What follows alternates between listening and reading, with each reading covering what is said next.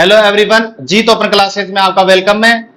पिछली क्लास में हमने हरिदासी और चरणदासी संप्रदाय को कंप्लीट कर लिया था। आज की क्लास में हम राजस्थान के लोक संत एवं संप्रदाय में हम निष्कलंकी संप्रदाय को पढ़ने वाले हैं। कौन सा संप्रदाय? निष्कलंकी संप्रदाय।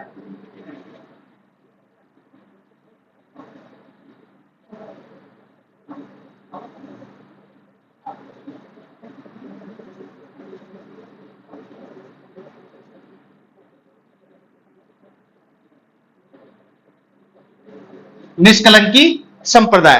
निष्कलंकी जो संप्रदाय है इसके संस्थापक संत माओ जी को माना जाता है। किन को माना जाता है? संत माओ जी को, जो इनके संस्थापक हैं।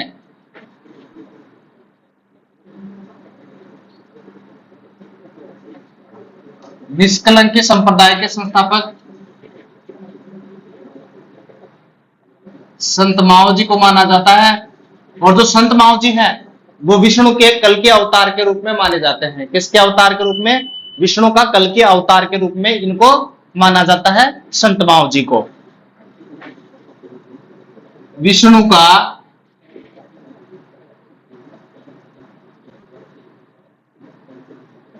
कल की अवतार। अब बात कर लेते हैं इनके संस्थापक यानी कि संत माओ जी। तो संत माओ जी का जो जन्म हुआ था वो 1714 ईस्वी में सावला गांव यानी कि डूंगरपुर में हुआ था इनका जन्म।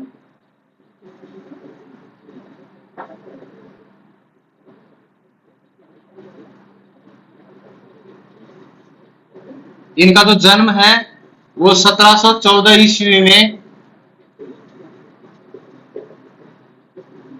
सावला गांव यानी कि डूंगरपुर में इनका जन्म हुआ था। इनके पिता का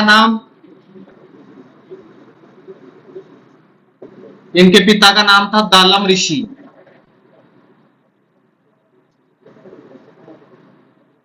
और इनकी जो माता है, इनकी माता का नाम था केसरबाई। ठीक है, यानी कि इनका पिता का नाम था दालम ऋषि और इनकी माता का नाम केसरबाई। संत माओ जी को वागड़ का धनी कहा जाता है। क्या कहा जाता है? वागड़ का धनी कहा जाता है।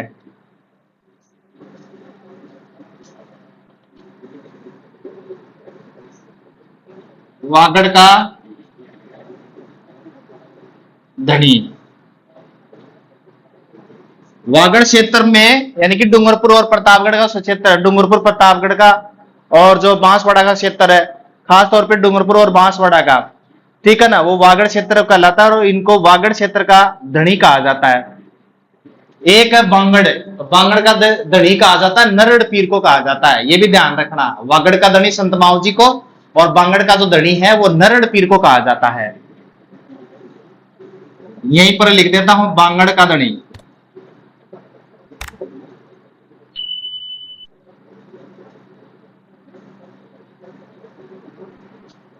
किनको कहा जाता है? नरहड़ पीर को।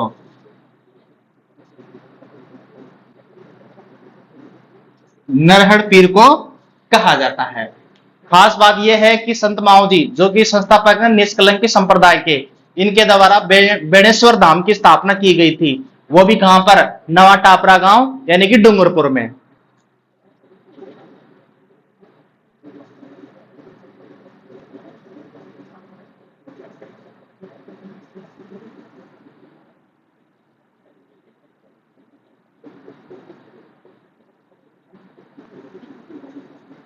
बेणेश्वर धाम की स्थापना संत माओ जी के द्वारा की गई थी।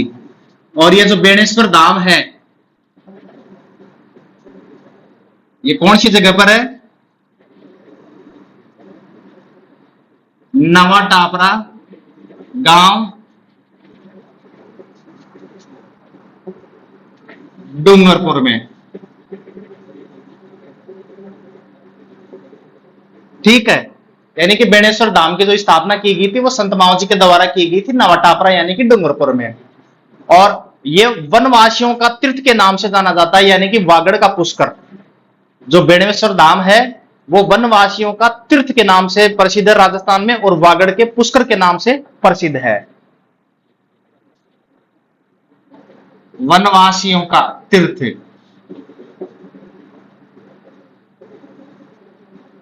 और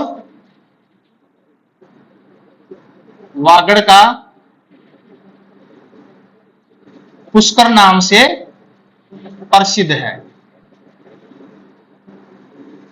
और एक खास बात और है, इस धाम को मृत आत्माओं का मुक्ति धाम कहा जाता है। क्या कहा जाता है? मृत आत्माओं का मुक्ति धाम कहा जाता है।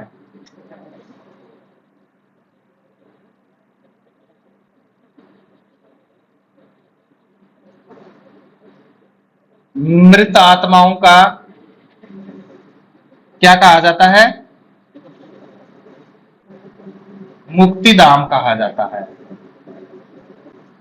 और खास बात ये है, और भी इसमें ये तो है ही इंपॉर्टेंट, बहुत सारे एग्जाम्स में बेणेश्वर धाम से रिलेटेड बहुत सारे क्वेश्चन पुटअप कर लिए जाते हैं। जैसे कि इनका मेला लगता है माघ पूर्णिमा को, जो कि आदिवासियों का कुंभ कहलाता है। ठीक है, और वो भी तीन नदियों के त्रिवेणी संगम, यानी कि माही, सोम, जाखम, इन तीन नदियों का त्रिवेणी संगम यहीं पर है, नवा टापरा यानी कि डूंगरपुर, बेणेश्वर धाम। और यहां पर जो खंडित जो शिवलिंग की पूजा की जाती है, यहां पर किसकी पूजा की जाती है? खंडित शिवलिंग की पूजा की जाती है।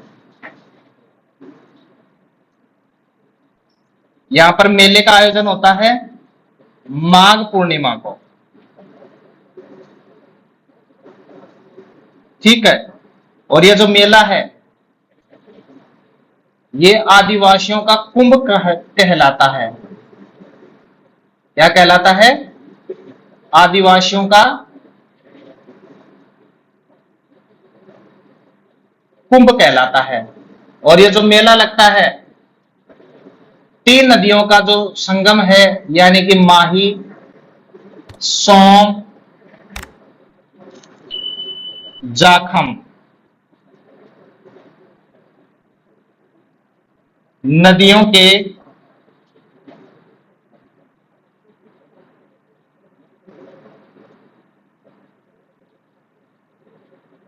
त्रिवेणी संगम पर स्थित है ये।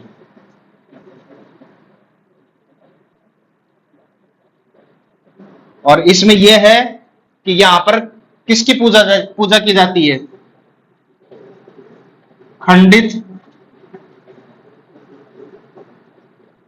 शिवलिंग की पूजा की जाती है। किसकी पूजा की जाती है? खंडित शिवलिंग की पूजा की जाती है। ये खास बात है इसमें। ठीक है, तो ये बेणेश्वर धाम जिसकी स्थापना संत माओ जी के द्वारा की गई थी। संत माओ जी के द्वारा एक प्रमुख उपदेश ग्रंथ दिया गया था, जो कि 5 भागों में विभक्त है और वागड़ी भाषा में संकलित है। यानी कि वागड़ी भाषा में लिखा गया था संत माओ जी के द्वारा। इनका जो प्रमुख जो उपदेश ग्रंथ है, जिसका नाम है चोपड़ा। संत माओ जी के द्वारा कौन सा ग्रंथ लिखा गया था? प्रमुख उपदेश ग्रंथ,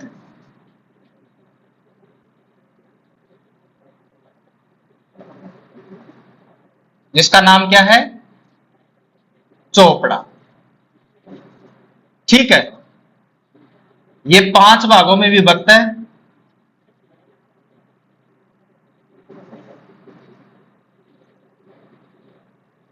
और कौन सी भाषा में? वागड़ी भाषा में लिखा गया है। ठीक है, ये तो हो गई जो इनका प्रमुख उपदेश ग्रंथ है, जिसका नाम है चोपड़ा। अब जो सावला गांव है यानी कि डूंगरपुर, वही निष्कलंकी संप्रदाय की प्रमुख पीठ है। और यहीं पर ही संत माओ जी का भी मंदिर यहीं पर ही है। तो मैं लिख देता हूं इसमें, जो सावला गांव है, सावला गांव की बात कर लेता हूं।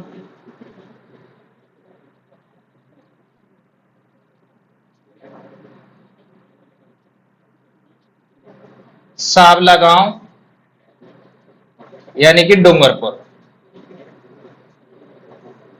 ठीक है, यहीं पर ही निष्कलंक संप्रदाय के प्रमुख पीठ है।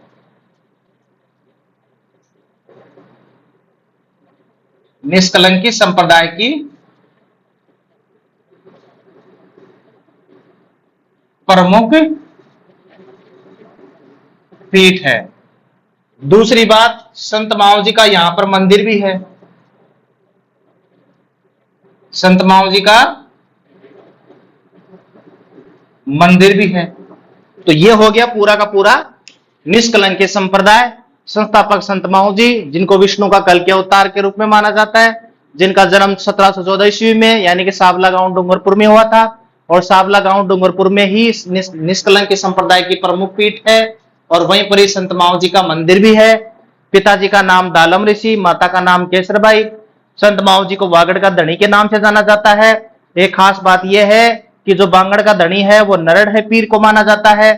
ठीक है। संत माओ जी के द्वारा बेणेश्वर धाम की स्थापना की गई थी, वो भी कहां पर, नवा टापरा गांव यानी कि डूंगरपुर में। और जो बेणेश्वर धाम है वो वनवासियों का तीर्थ यानी कि वागड़ का पुष्कर के नाम से प्रसिद्ध है। और जो बेणेश्वर धाम है वो मृत आत्माओं को मुक्ति धाम के नाम से जाना जाता है। यहीं पर मेले का आयोजन होता है, जो कि माघ पूर्णिमा को आयोजित होता है। इस मेले को आदिवासियों का कुंभ भी कहा जाता है। 3 नदियों के संगम पर स्थित है ये, माही, सोम, जाखम। ठीक है ना, ये 3 नदियों के त्रिवेणी संगम पर स्थित है। और यहां पर जो खंडित शिवलिंग की क्या की जाती है, पूजा की जाती है। संत माओ जी के द्वारा दिया गया एक प्रमुख उपदेश ग्रंथ जिसका नाम है चोपड़ा, जो 5 भागों में विभक्त है। ठीक है, और वागड़ी भाषा में लिखा हुआ है। ये हो गया निष्कलंक संप्रदाय। आगे हम नेक्स्ट पढ़ते हैं सगुण भक्ति की विचारधारा, जिसमें हम कई प्रकार के जो संप्रदाय हैं उनको पढ़ने वाले हैं। तो आओ आगे देखते हैं सगुण भक्ति विचारधारा और उससे संबंधित संप्रदाय। सगुण भक्ति विचारधारा, इसमें हम पढ़ेंगे शैव संप्रदाय। सबसे पहले शैव संप्रदाय। कौन सा संप्रदाय? शैव संप्रदाय, यानी कि भगवान शिव के उपासक, भगवान शिव को मानने वाले जो संत है, जो अनुयायी हैं, जो उपासक है, वो शैव संप्रदाय को मानने वाले होते हैं। भगवान शिव के उपासक, जो कि दक्षिण भारत में किस नाम से जाने गए? नैनार। और जिनकी संख्या कितनी है? 63 है। शैव संप्रदाय के अंदर हम 4 प्रकार के संप्रदाय पढ़ेंगे। सबसे पहला संप्रदाय है पाशुपत संप्रदाय। पाशुपत संप्रदाय, इसी संप्रदाय को हम लकुलिश संप्रदाय भी कहते हैं। लकुलिश संप्रदाय। सेकंड नंबर पर हम पढ़ेंगे कापालिक संप्रदाय। कौन सा संप्रदाय? कापालिक संप्रदाय। तीसरे नंबर का हम पढ़ेंगे लिंगायत संप्रदाय। कौन सा संप्रदाय? लिंगायत संप्रदाय। और लास्ट में 4th नंबर का है काश्मीरक संप्रदाय। ये सारे के सारे शैव संप्रदाय के अंदर आते हैं, जो कि दक्षिण भारत में नैनार के नाम से, यानी कि जिनकी संख्या 63 है। तो सबसे पहले बात कर लेते हैं पाशुपत यानी कि लकुलिश संप्रदाय की, जिसके जो संस्थापक हैं वो लकुलिश ही माने जाते हैं, और जिनको भगवान शिव का 28वां यानी कि अंतिम अवतार भी माना जाता है। तो सबसे पहले बात कर लेते हैं पाशुपत संप्रदाय की। पाशुपत यानी कि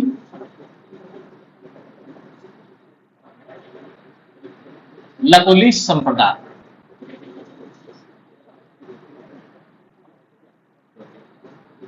इसके जो संस्थापक माने जाते हैं वो लकुलिश माने जाते हैं। लकुलिश को माना जाता है, जो कि भगवान शिव का 28वां एवं अंतिम अवतार मानते हैं। इनको अंतिम अवतार माना जाता है, भगवान शिव का 28वां यानी कि अंतिम अवतार माना जाता है। किनको? पाशुपत यानी कि लकुलिश संप्रदाय के जो संस्थापक है लकुलिश को। अब पाशुपत यानी कि लकुली संप्रदाय से संबंधित हमारे राजस्थान में कौन कौन से मंदिर हैं? एक प्रमुख मंदिर है जिनका नाम है एकलिंग जी का मंदिर, जो कि कैलाशपुरी यानी कि उदयपुर में है। पाशुपत संप्रदाय से रिलेटेड प्रमुख मंदिर, प्रमुख मंदिर एकलिंग, एकलिंग जी का मंदिर। और यह कहां पर है? कैलाशपुरी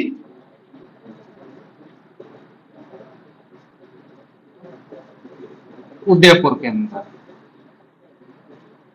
जो एकलिंग जी है वो गुहिल राजवंश के कुल देवता माने जाते हैं। जो एकलिंग जी है वो गुहिल राजवंश के कुल देवता माने जाते हैं। गुहिल राजवंश के कुल देवता माने जाते हैं। क्या माने जाते हैं? कुल देवता माने जाते हैं। बात कर लेते हैं एकलिंग जी का जो मंदिर है उनका निर्माण किसने करवाया था? बप्पा रावल द्वारा इस मंदिर का निर्माण करवाया गया था। यानी कि सबसे पहले बात कर लेते हैं निर्माण। निर्माण करवाया था बप्पा रावल द्वारा।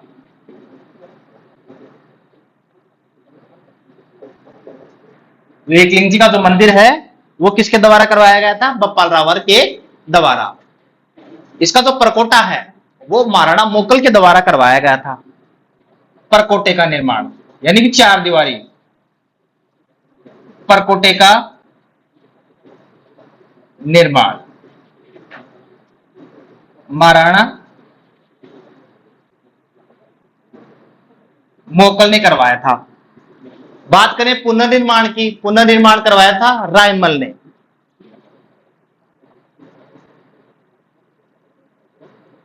इस मंदिर का जो पुनर्निर्माण है वो किसके द्वारा करवाया गया था? रायमल के द्वारा। और जो वर्तमान स्वरूप है वो किसकी देन है? वो वर्तमान स्वरूप महाराणा राज सिंह की देन है। वर्तमान स्वरूप, इस मंदिर का जो वर्तमान स्वरूप है, वर्तमान स्वरूप महाराणा राज सिंह की देन है।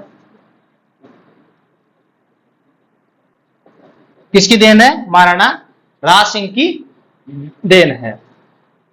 एक मंदिर और है सुंदा माता यानी कि जालोर, तो उस मंदिर में भी एक शिवलिंग है, वो भी पाशुपत यानी कि लकुली संप्रदाय से ही संबंधित है। तो मैं लिख देता हूं यहां पर अन्य में।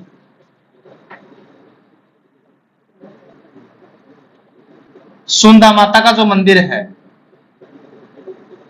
सुंदा माता यानी कि जालोर, यहां पर रोपवे भी तो है, ठीक है, के मंदिर में स्थित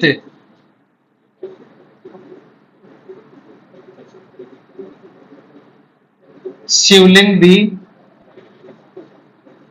इसी संप्रदाय से संबंधित है।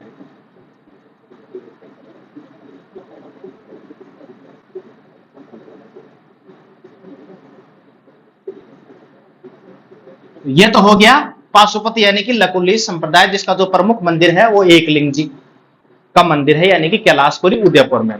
अगला हम पढ़ने वाले हैं कापालिक संप्रदाय, जिसमें शिव की भैरव के रूप में पूजा की जाती है। कौन सा संप्रदाय? कापालिक संप्रदाय।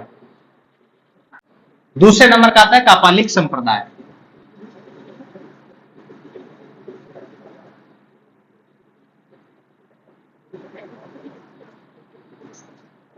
कौन सा संप्रदाय? कापालिक संप्रदाय। इसमें क्या होता है? शिव की पूजा होती है, वो भी भैरव के रूप में पूजा होती है।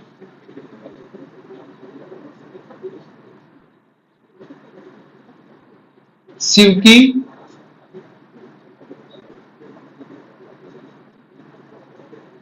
भैरव के रूप में पूजा होती है। इसमें जो साधु होते हैं वो तांत्रिक प्रवृत्ति के होते हैं, यानी कि शमशानवासी होते हैं, जिनको अघोरी भी कहा जाता है। जो साधु होते हैं इनके, कापालिक संप्रदाय के जो साधु होते हैं वो तांत्रिक होते हैं, यानी कि शमशानवासी यानी कि अघोरी टाइप के होते हैं। जो इसमें साधु होते हैं वो तांत्रिक होते हैं, वो शमशानवासी होते हैं, और क्या होते हैं, वो अघोरी होते हैं। खास बात क्या है इनकी पहचान? खास बात यह है कि शरीर पर भस्म रखते हैं, जो राख होती है शमशान में,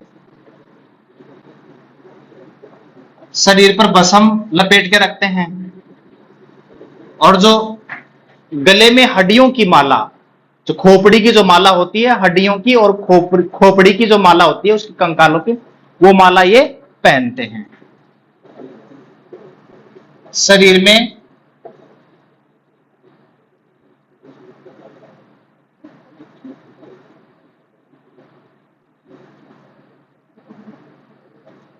कंकाल यानी कि हड्डियों की माला पहनते हैं, ये इनकी खास पहचान है। कौन से संप्रदाय की? कापालिक संप्रदाय की, जो कि तांत्रिक और शमशानवासी यानी कि अघोरी टाइप के साधु होते हैं। ये पढ़ लिया हमने पाशुपत यानी कि लकोली संप्रदाय और कापालिक।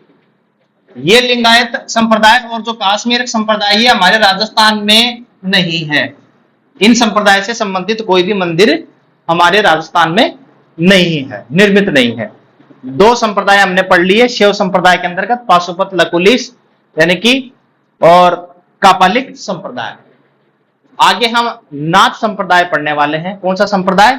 नाथ संप्रदाय। और नाथ संप्रदाय हम आज नहीं नेक्स्ट क्लास में पढ़ने वाले हैं। आज की क्लास में इतना ही। अच्छी लगी हो तो लाइक करना, शेयर करना, कमेंट्स करना, और अभी तक सब्सक्राइब नहीं किया हो तो सब्सक्राइब जरूर कर लेना। धन्यवाद।